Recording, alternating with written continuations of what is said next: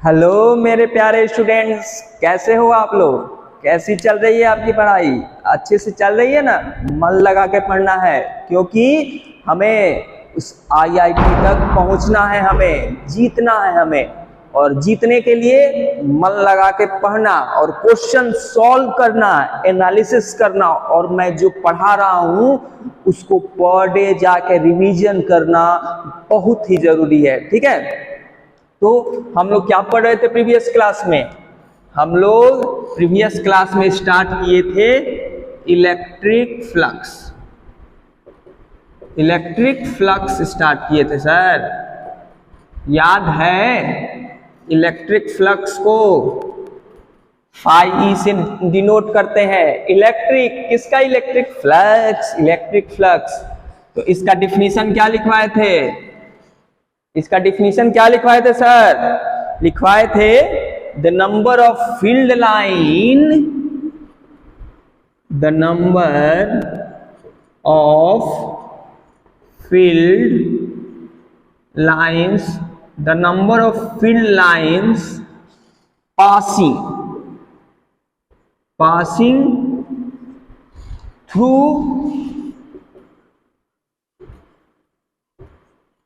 Perpendicular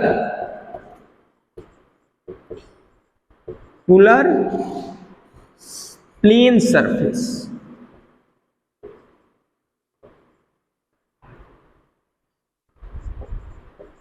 ठीक है, मतलब कोई भी प्लेन सरफेस, ठीक है, उससे कितना नंबर ऑफ फील्ड लाइंस पास कर रहा है। Number of field lines, number of field lines दिमाग में बैठा लो। Number of field line passing through पर प्लेन सरफेस, मतलब किसी भी एरिया से कितना फील्ड ऑफ लाइन पास हो रहा है, किसी भी प्लेन सरफेस से। प्लेन सरफेस है तो उसका एरिया भी होगा, मतलब उससे कितना फील्ड ऑफ लाइन पास कर रहा है, उसी को कहते हैं फ्लक्स। जैसे कहोगे सर थोड़ा एग्जाम्पल भी बताइए, केवल ऐसे ही बताने से थोड़ी ना कुछ होगा सर। तो लो बउआ, एग्जाम्पल तुम्हारे हाजिर है, तुम्हारे पास है। ठीक है, जैसे मान लो ये प्लेन सरफेस है,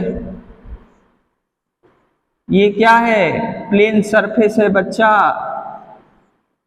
ये क्या है? प्लेन सरफेस है।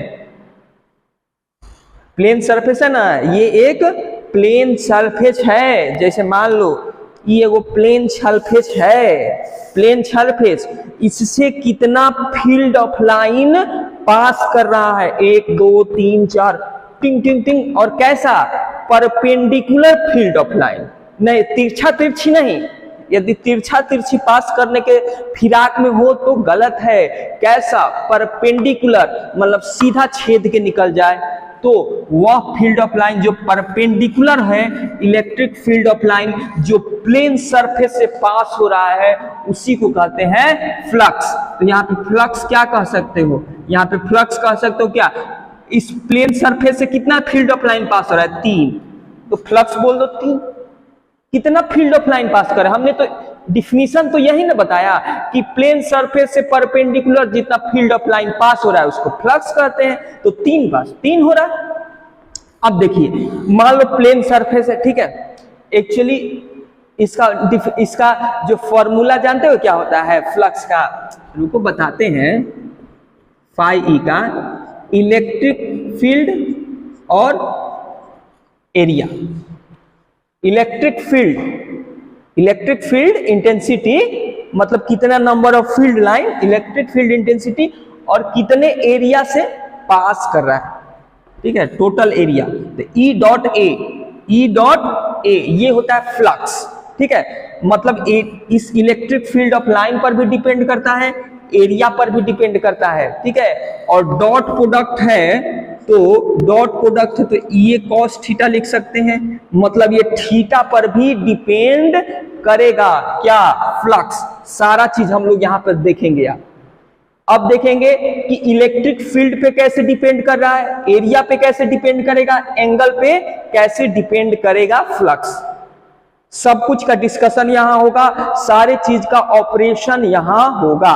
तो टेंशन नहीं लेना है। तो ठीक है, सेकेंड एग्जांपल देखते हैं। मान लीजिए कि इलेक्ट्रिक फील्ड इंटेंसिटी को इंक्रीज करते हैं, स्ट्रॉन्गर करते हैं, ठीक है, या डेंसर बोल दो, जो बोलो, इलेक्ट्रिक इलेक्ट्रिक फील्ड को डेंसर स्ट्रॉन्गर बोलते हो, तो तुम्हारे दिमाग में एक चीज आ जाना चाहिए कि जैसे ही मैं बोलूं कि इलेक्ट्रिक फील्ड को स्ट्रॉन्ग बना रहा हूं, डेंस मतलब ज्यादा स्ट्रॉन्ग बना रहा हूं, मतलब तुम्हारे दिमाग में आ जाना चाहिए कि इलेक्ट्रिक फील्ड ऑफ लाइंस क्या होगा, काफी नजदीक नजदीक होगा, जहां पर इलेक्ट्रिक फील्ड डेंसिटी ज्यादा, electric field line subtle subtle subtle subtle subtle subtle होगा। मतलब मेरे कहने का मतलब ये है कि मान लीजिए एक ये सरफेस है ना, इससे इलेक्ट्रिक फील्ड लाइन पास हो रहा है, 1 2 3 4, देख रहे हो ऐसे, देख रहे हो, तो यहाँ पे इलेक्ट्रिक फील्ड ऑफ लाइंस कितना है, ये देखो कितना नजदीक नजदीक है। इलेक्ट्रिक फील्ड लाइंस क्या है, काफी नजदीक नजदीक, काफी नजदीक नजदीक। तो यहाँ पे फ्लक्स क्या बोल सकते हैं, 1 2 3 4, तो यहाँ फ्लक्स बढ़ गया कि नहीं, 4 हो गया, यहाँ फ्लक्स क्या है 3, तो यहाँ पे इलेक्ट्रिक फील्ड लाइन क्या है, दूर दूर है, मतलब इलेक्ट्रिक फील्ड्स क्या है, कमजोर है, कमजोर है, दूर दूर है, मतलब क्या है, ज्यादा मजबूत नहीं है इलेक्ट्रिक फील्ड, ठीक है, तो फ्लक्स भी कम होगा। समझ में आ रहा है, मतलब फ्लक्स जो है इलेक्ट्रिक फील्ड पे डिपेंड कर रहा है, यदि इलेक्ट्रिक फील्ड ज्यादा तो इलेक्ट्रिक फील्ड लाइंस ज्यादा तो फ्लक्स ज्यादा, क्योंकि फ्लक्स क्या होता है, electric field line passing through plane surface, तो ज्यादा इलेक्ट्रिक फील्ड मतलब ज्यादा स्ट्रॉन्ग इलेक्ट्रिक फील्ड मतलब ज्यादा इलेक्ट्रिक फील्ड लाइंस, समझे। तो कह सकते हैं कि जो फ्लक्स होता है वो प्रोपोर्शनल टू इलेक्ट्रिक फील्ड, कह सकते हैं कि नहीं, प्रोपोर्शनल टू इलेक्ट्रिक फील्ड बोल सकते हैं कि नहीं, आपको बताना है। तो हाँ सर बोल सकते हैं, एकदम बोल सकते हैं, क्योंकि इलेक्ट्रिक फील्ड ज्यादा मतलब ज्यादा डेंसर, ज्यादा पास पास, तो ज्यादा इलेक्ट्रिक फील्ड लाइन पास होगा, ठीक है, ज्यादा पास पास तो ज्यादा इलेक्ट्रिक फील्ड लाइन पास होगा। अब देखते हैं कि एरिया पे कैसे डिपेंड करेगा, एरिया पे सर कैसे डिपेंड करेगा। तो देखिए, यदि एरिया बढ़ा दिए सर, एरिया बढ़ा दिए, तो जब पहले 3 पास होते थे अब क्या होने लगे, ज्यादा पास होने लगेंगे, ठीक है। यदि एरिया बढ़ा दिया हमने, जैसे इलेक्ट्रिक फील्ड लाइन पास हो रहा है, जा रहा है, इलेक्ट्रिक फील्ड लाइन आपके तरफ जा रहा है, और मतलब पहले छोटा एरिया वाला उसके बीच में आगे लगा दिए, फिर बड़ा एरिया उसके आगे लगा दिए, तो बताओ कि छोटा एरिया लगाए तो उसमें से कम इलेक्ट्रिक फील्ड लाइन पास होगा, बड़ा एरिया लगाए तो उसमें से ज्यादा इलेक्ट्रिक फील्ड लाइन पास होगा। तो और electric field line passing through plane surface flux कहते हैं, तो ज्यादा इलेक्ट्रिक फील्ड लाइन बड़े एरिया से पास होगा तो फ्लक्स भी ज्यादा होगा। फ्लक्स ज्यादा तो हम ये कह सकते हैं कि नहीं कि फ्लक्स प्रोपोर्शनल किसके, एरिया का होगा। फ्लक्स किसके प्रोपोर्शनल होगा, एरिया का भी होगा, क्योंकि मान लो कि इलेक्ट्रिक, तो यहां पे क्या कह सकते हो, एरिया बढ़ेगा ज्यादा तो फील्ड लाइन ज्यादा पास होगा, तो ज्यादा पास होगा तो फ्लक्स क्या हो जाएगा, जैसे 1 2 3 4 5 इलेक्ट्रिक फील्ड है, 1 2 3 4 5, तो यहाँ पे फ्लक्स 5, क्यों, क्योंकि एरिया बढ़ा। क्यों सर, क्योंकि एरिया बढ़ा फिर भी फ्लक्स बढ़ गया, मतलब जो फ्लक्स है वो डायरेक्टली प्रोपोर्शनल टू एरिया के भी प्रोपोर्शनल होगा। हमने देखा इलेक्ट्रिक फील्ड के भी प्रोपोर्शनल देखा, हमने देखा एरिया का भी प्रोपोर्शनल हमने देख लिया। अब बात आता है, अब क्या आता है कि हमको एंगल देखना है कि एंगल पे कैसे डिपेंड करेगा, ये जो फ्लक्स है वो एंगल पे कैसे डिपेंड करेगा, ये हमको देखना है। तो ध्यान से देखिए, एंगल पे कैसे डिपेंड करेगा। जैसे मान लीजिए कि कोई सरफेस है, कोई क्या है, सरफेस है, ठीक है। अब मान लो कि एरिया वेक्टर ऐसे है, एरिया वेक्टर हम लोगों ने पढ़ लिया है ना, एरिया वेक्टर क्या होता है, परपेंडिकुलर टू एनी सरफेस, किसी भी सरफेस के परपेंडिकुलर होता है। अब मान लो इलेक्ट्रिक फील्ड ऐसे है, ये है इलेक्ट्रिक फील्ड, ये है एरिया, ये है इलेक्ट्रिक फील्ड। अब बताओ, अब तुम बताओ, यदि फ्लक्स निकालना रहेगा तो क्या तुम डायरेक्ट ई डॉट ए कर दोगे, मतलब डायरेक्ट ई और ए से मल्टीप्लाई कर दोगे? तो नहीं। क्यों सर? क्यों? क्योंकि जो फ्लक्स लेते हैं वो क्या होता है, देखो परिभाषा यहां लिखे हैं, number of field line passing through perpendicular to the plane surface. ये इलेक्ट्रिक फील्ड इस प्लेन के परपेंडिकुलर है? नहीं सर, परपेंडिकुलर नहीं है। तो इसको क्या करेंगे, पहले इसको परपेंडिकुलर बनाएंगे, इस इलेक्ट्रिक फील्ड को पहले परपेंडिकुलर बनाएंगे। तो कैसे बनाएंगे परपेंडिकुलर? तो क्या करेंगे, ये एक वेक्टर है, इलेक्ट्रिक फील्ड वेक्टर है ना, तो इसके कंपोनेंट को तोड़ेंगे। देखिए इस इलेक्ट्रिक फील्ड को तोड़ेंगे कैसे, एक ये डायरेक्शन में टूटेगा, एक ये डायरेक्शन में टूटेगा, एक ऐसे टूटेगा, एक एरिया के डायरेक्शन में टूटेगा। और एरिया क्या होता है, प्लेन के परपेंडिकुलर। तो इलेक्ट्रिक फील्ड जो एरिया के डायरेक्शन में हो, इलेक्ट्रिक फील्ड जो एरिया के डायरेक्शन में हो, तो एरिया खुद प्लेन के परपेंडिकुलर होता है, तो इलेक्ट्रिक फील्ड भी क्या हो जाएगा, प्लेन के परपेंडिकुलर। समझे? आपको क्या करना है, एरिया तो प्लेन के परपेंडिकुलर होगा ही, हमको इलेक्ट्रिक फील्ड को भी प्लेन के परपेंडिकुलर ले जाना है, क्योंकि number of field line perpendicular to the plane surface, वह इलेक्ट्रिक फील्ड जो प्लेन के परपेंडिकुलर हो वही फ्लक्स देगा, अदर कोई नहीं। वह इलेक्ट्रिक फील्ड जो प्लेन के परपेंडिकुलर हो वही आपको फ्लक्स देगा। तो इलेक्ट्रिक फील्ड को भी प्लेन के परपेंडिकुलर ले जाना नेसेसरी है। और इसी के लिए क्या करेंगे, इसको तोड़ के इसमें ला देंगे, किसके, प्लेन के परपेंडिकुलर। तो क्या बन जाएगा, ई कॉस थीटा। तोड़ते हैं ना, जिसके साथ एंगल लगा रहता है उसका कॉस थीटा बनता है, और जिसके एंगल ई साइन थीटा। तो ये मेरा कोई काम का नहीं है, ई साइन थीटा क्या है, कोई काम का नहीं, ई कॉस थीटा। तो यही तो बनता है क्या, फ्लक्स। यही तो बनता है फ्लक्स।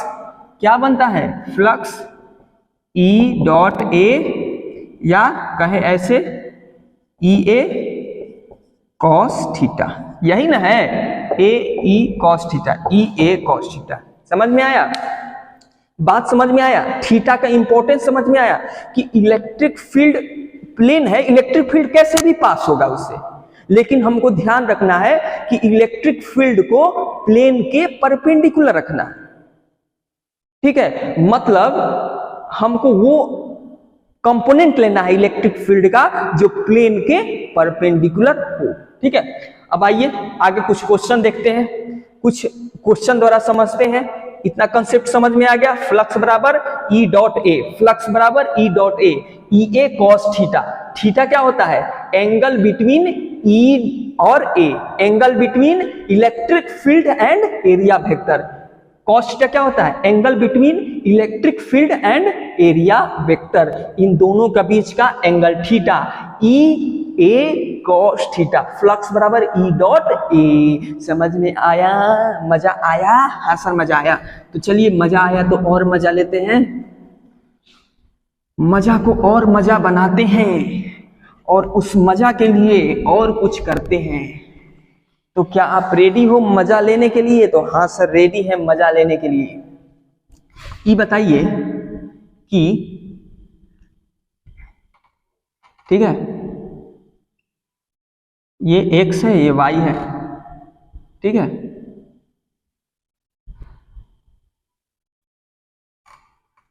कैसे बनाएं, कैसे बनाएं?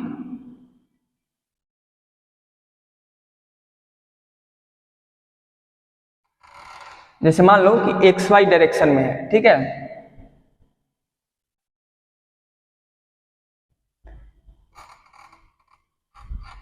कैसे बनाएं, कैसे दिखाएं? छोड़ो इसको, छोड़ो इसको, दिखाते हैं ऐसे।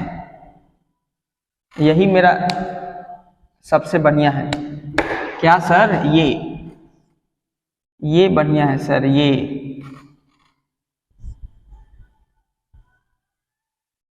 ठीक है। ये मान लो कि प्लेन ऐसे रखा हुआ है, ऐसे प्लेन रखा हुआ है, ठीक है, समझ में आ रहा है, ये ऐसे प्लेन रखा हुआ है। एक मिनट, ठीक है, ये है 2D फिगर है, ठीक है, electric field A, area A B, ठीक है, सॉरी ये रेक्टेंगुलर एक सरफेस है, ऐसे रखा हुआ है रेक्टेंगुलर सरफेस, और इससे इलेक्ट्रिक फील्ड ऐसे जा रहा है, ठीक है, जिसका मैग्नीट्यूड क्या है ई और एरिया क्या है ए बी। अब आपको फ्लक्स निकालना है, तो फ्लक्स क्या होगा, तो सिंपल है सर, फ्लक्स ई और एरिया, एरिया क्या, एरिया क्या डायरेक्शन किधर होगा, इधर ही होगा, ए वेक्टर होगा ना, परपेंडिकुलर टू द सरफेस, क्या, तो ई डॉट ए, एंगल दोनों क्या है पैरेलल, तो ई ए बी क्या होगा, area cos 0, E A B यही होगा, ई ए बी, ये क्या हो जाएगा, फ्लक्स हो जाएगा, फ्लक्स हो जाएगा। अब इसका यूनिट क्या होगा, ध्यान से देखिए, यूनिट और एक क्या होता है, इलेक्ट्रिक फील्ड का यूनिट न्यूटन पर कूलम, पढ़े हो, न्यूटन पर कूलम, न्यूटन पर कूलम नहीं पढ़े हो तो पढ़ लो। कैसे सर, एफ बराबर क्या होता है, इलेक्ट्रिक फील्ड बराबर क्या होता है, फोर्स बटा क्यू, नहीं पढ़े हो, न्यूटन बटा कूलम, हाँ सर याद आ गया, और एरिया मीटर स्क्वायर, न्यूटन पर कूलम मीटर स्क्वायर, ये हुआ इलेक्ट्रिक फ्लक्स का क्या हुआ, यूनिट हुआ, unit of electric flux Newton पर कूलम मीटर स्क्वायर, ठीक है, यूनिट हुआ, ठीक है, ध्यान में रखना, यूनिट यही है, न्यूटन पर कूलम पर मीटर स्क्वायर, ठीक है। अब मान लो एक ऐसा है, ये क्या सर्कल है, अब इसका फ्लक्स, इसमें से इलेक्ट्रिक फील्ड ऐसे पास हो रहा है, ई, इलेक्ट्रिक फ्लक्स पास हो रहा है ई, ठीक है, इलेक्ट्रिक फ्लक्स, रेडियस इसका क्या दिया है आर। अब आपको बताना है कि इसमें फ्लक्स कितना होगा, सिंपल है सर, इलेक्ट्रिक फील्ड एरिया भी क्या होगा इसके परपेंडिकुलर, ऐसा सर्कल है, ऐसे गोल गोल सर्कल है, उससे फ्लक्स ऐसे ऐसे पास आ रहा है, तो एरिया भी क्या होगा, एक चीज ध्यान में रखिएगा, इलेक्ट्रिक फील्ड के जैसे एरिया आपके दिमाग में आ रहा होगा कि एरिया ऊपर भी वेक्टर होगा नीचे भी होगा, आपके दिमाग में आ रहा होगा ना कि कोई भी सरफेस है 2D स्ट्रक्चर है तो एरिया वेक्टर ऊपर भी होगा और नीचे भी होगा, लेकिन उस एरिया वेक्टर को लेंगे जो इलेक्ट्रिक फील्ड के डायरेक्शन में हो, इलेक्ट्रिक फील्ड के डायरेक्शन में होगा, तो इसी एरिया वेक्टर को लेंगे, ठीक है, इसी एरिया वेक्टर को लेंगे, तो एरिया क्या हो जाएगा इसका pi r square, cos angle 0 E pi r square, newton per coulomb metre square, newton per coulomb metre square, ये क्या हो जाएगा फ्लक्स।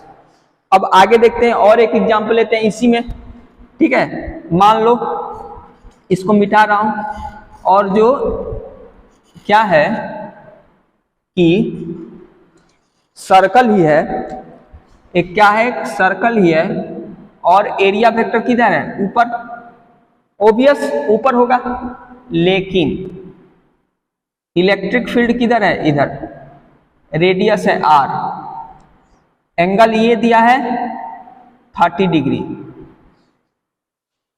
समझे, एंगल दिया है 30 डिग्री। अब बताना है फ्लक्स कितना होगा, फ्लक्स कितना होगा, तो सर ये तो बड़ी कठिन लग रहा है, कठिन नहीं है बच्चा, इन देखो फर्स्ट दिमाग पे सोचो सोचो सोचो सोचो क्या होता है सर, तो याद आया सर ई डॉट ए, तो ई डॉट ए मतलब ई ए कॉस थीटा। अब हमको क्या करना है, तो सर सबसे पहले ये एंगल हो जाएगा 60 डिग्री, हाँ सर हो जाएगा, क्योंकि ये टोटल 90 डिग्री रेडियस के साथ कितना एंगल बनाएगा, एरिया वेक्टर 90 डिग्री, ये 30 है तो ये 60 हो जाएगा। अब क्या करना है सर, इस इलेक्ट्रिक फील्ड के वह कंपोनेंट को लेना है जो एरिया वेक्टर के डायरेक्शन में हो, मतलब दोनों पैरेलल हो जाएं। E dot A cos theta, E क्या है, ई ही है, ए क्या है, ए है पाई आर स्क्वायर। कॉस कितना एंगल लेंगे, ई और ए के बीच का एंगल कॉस 60, और वो वैल्यू कितना हो जाएगा, ई पाई आर स्क्वायर 1/2। ये हो जाएगा इसका आंसर। न्यूटन पर कूलम, न्यूटन पर कूलम, एक बार देख ले रहे हैं आ रहा है कि नहीं कैमरा में, आ रहा है, कोई दिक्कत नहीं है। न्यूटन पर कूलम मीटर स्क्वायर, न्यूटन पर कूलम मीटर स्क्वायर, समझे। मजा आ रहा है कि नहीं। इलेक्ट्रिक फ्लक्स में दिमाग में बैठा के रखो कि कोई भी सरफेस हो, कोई भी सरफेस हो, उससे परपेंडिकुलर जो इलेक्ट्रिक फील्ड का जो कंपोनेंट है वो इनटू उस सरफेस का एरिया, हो गया खेला, हो गया फ्लक्स। ठीक है, अब लेते हैं कुछ 3D फिगर लेते हैं, कुछ लेते हैं 3D फिगर और करेंगे खेल। हो जाओ शुरू मदारी वाले, हो जा शुरू। ये रहा, मदारी वाले ने खेल शुरू कर दिया और बनाते हैं 3D फिगर।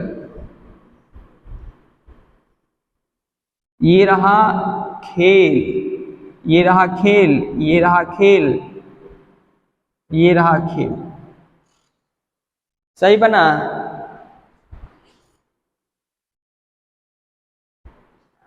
तुम्ही लोग के लिए सीख के आए हैं बच्चा, समझ लेना। ठीक बन गया है, ठीक है।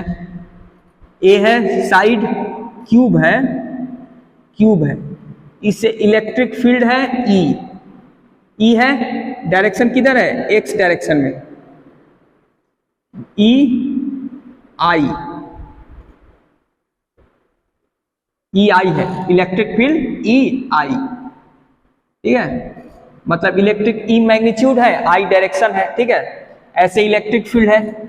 एरिया कितना है, ए, सॉरी साइड कितना है, ए, तो एक सरफेस का एरिया कितना हो जाएगा, ए स्क्वायर।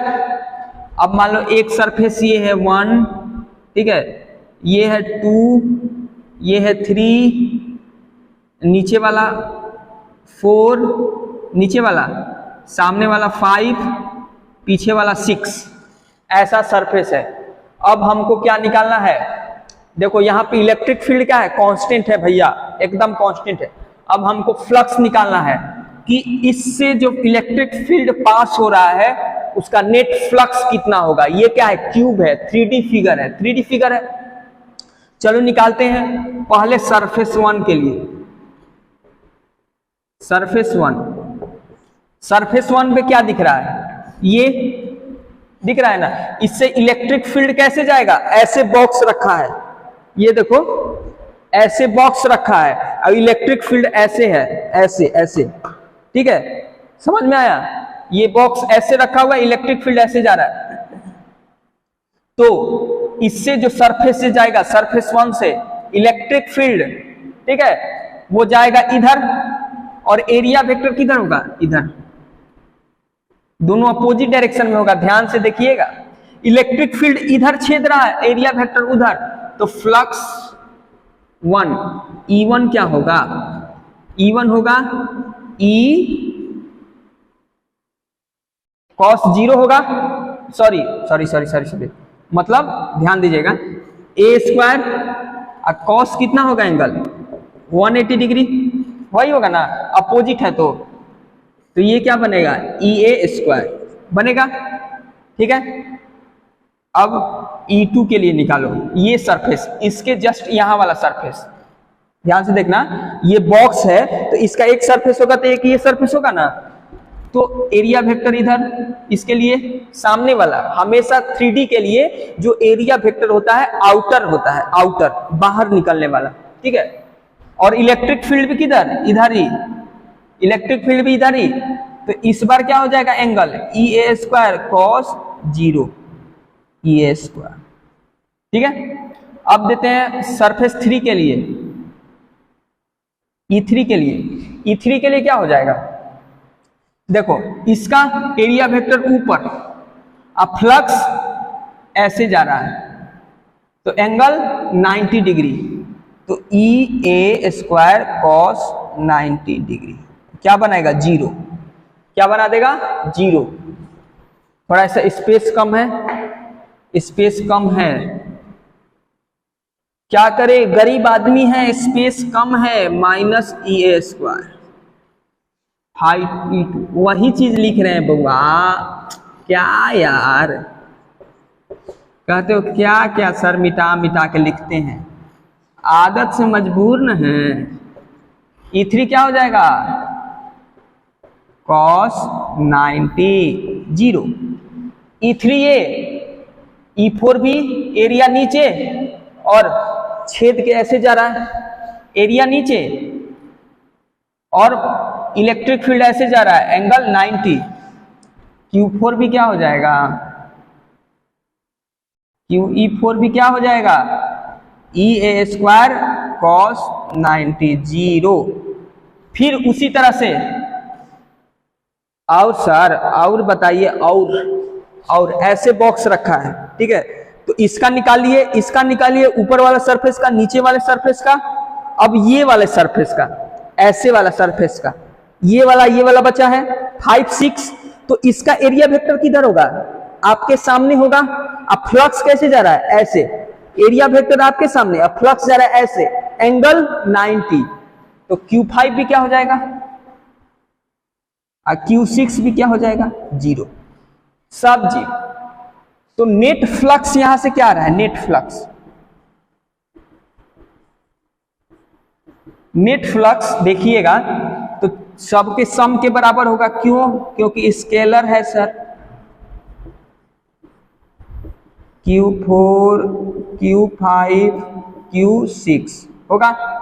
और जब इसको जोड़िएगा माइनस ई ए स्क्वायर प्लस ई ए स्क्वायर जीरो जीरो जीरो, तो नेट क्या आ जाएगा? जीरो, क्योंकि ये कट के जीरो आ गया। मतलब ये क्या हुआ सर?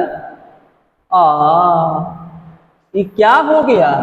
इलेक्ट्रिक फील्ड जा रहा है बॉक्स से लेकिन फ्लक्स जीरो आ रहा है, ये कैसे हुआ सर?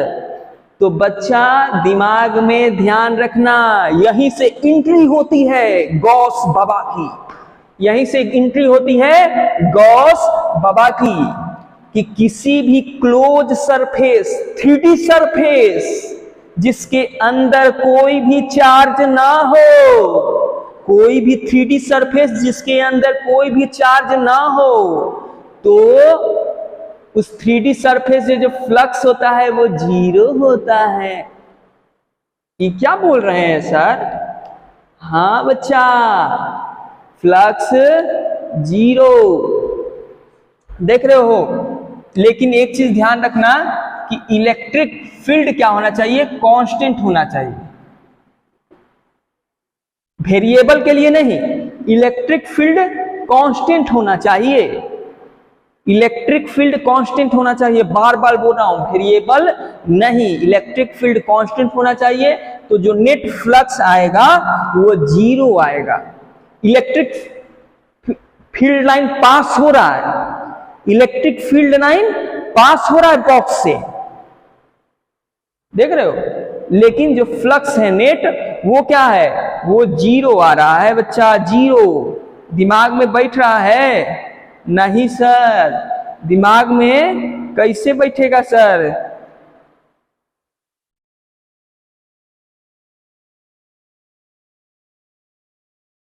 नहीं सर, कैसे? तो यहां पे क्या देखे, फ्लक्स क्या आ गया? Net flux zero. ऐसा क्यों हुआ? ऐसा इसलिए हुआ कि यही गॉस लॉ, इसी यही सब देख के ये डिफाइन किए कि यहां पे जो नेट इलेक्ट्रिक फील्ड है, नेट इलेक्ट्रिक फील्ड वो जीरो है। यहां पे जो नेट इलेक्ट्रिक फील्ड है वो जीरो है सर, नेट इलेक्ट्रिक फील्ड। इसमें एक कंसेप्ट हम लिख सकते हैं, ये कंसेप्ट लिख सकते हैं कि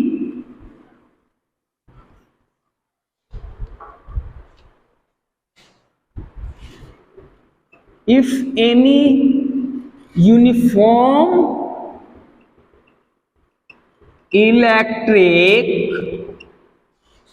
field is present, if any uniform electric field is present, ठीक है, and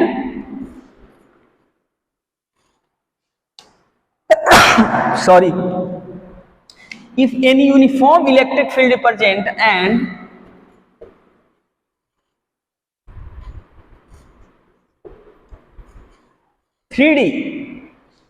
and 3D surface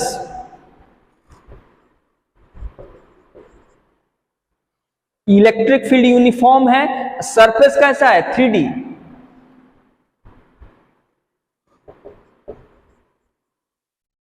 present, ठीक है,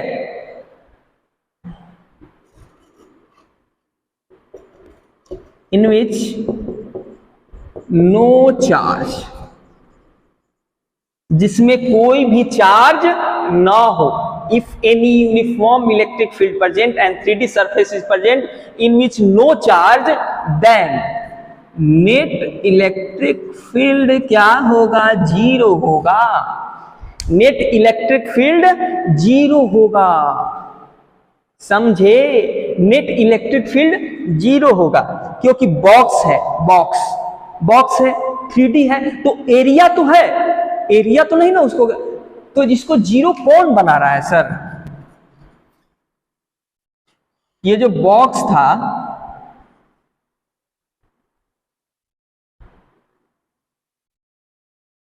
ये जो बॉक्स था, इलेक्ट्रिक फील्ड जो इस डायरेक्शन में फ्लो हो रहा है, तो इसके अंदर इलेक्ट्रिक फील्ड नहीं होगा,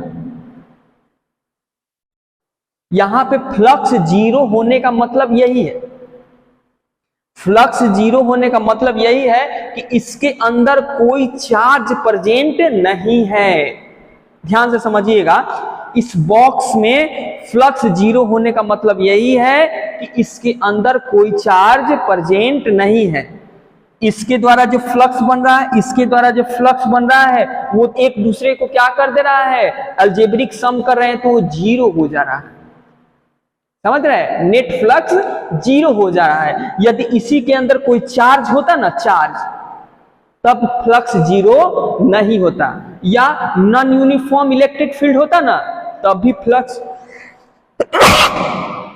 sorry non uniform electric field होता ना, फिर भी फ्लक्स जीरो नहीं होता, यहां पर फ्लक्स जीरो इसलिए हो रहा है क्योंकि इसके अंदर कोई भी चार्ज नहीं है, ठीक है, तो कोई भी एक यूनिफॉर्म इलेक्ट्रिक फील्ड हो, ठीक है, एक बॉक्स है, बॉक्स जिसको यूनिफॉर्म इलेक्ट्रिक फील्ड में ले जाकर रख दिया गया, ठीक है, इलेक्ट्रिक फील्ड में ले जाकर रख दिया गया, तो जो नेट इलेक्ट्रिक फील्ड होगा उस बॉक्स के अंदर वो जीरो होगा, ध्यान में रखिएगा, इलेक्ट्रिक फील्ड क्या होगा, जीरो होगा, ठीक है, इलेक्ट्रिक फील्ड जीरो होगा, समझ गए, बॉक्स के अंदर, दिमाग में बैठा, भूखा, हाँ सर भूखा, समझे, कोई भी 3D स्ट्रक्चर हो, कोई भी 3D स्ट्रक्चर हो, यदि उसको यूनिफॉर्म इलेक्ट्रिक फील्ड में ले जाओगे तो नेट फ्लक्स तुमको जीरो ही मिलेगा, तो वहां से तुमको क्या मिलेगा कि इलेक्ट्रिक फील्ड उसके अंदर जीरो है, ठीक है, तो क्या ये मेरा लेक्चर समझ में आया, यदि लेक्चर समझ में आया तो इसको क्या करिए, इसको प्रमोट करिए, आगे बढ़ाइए, शेयर कीजिए, ताकि ज्यादा से ज्यादा लोगों को लाभ मिल सके। जय हिंद, जय भारत।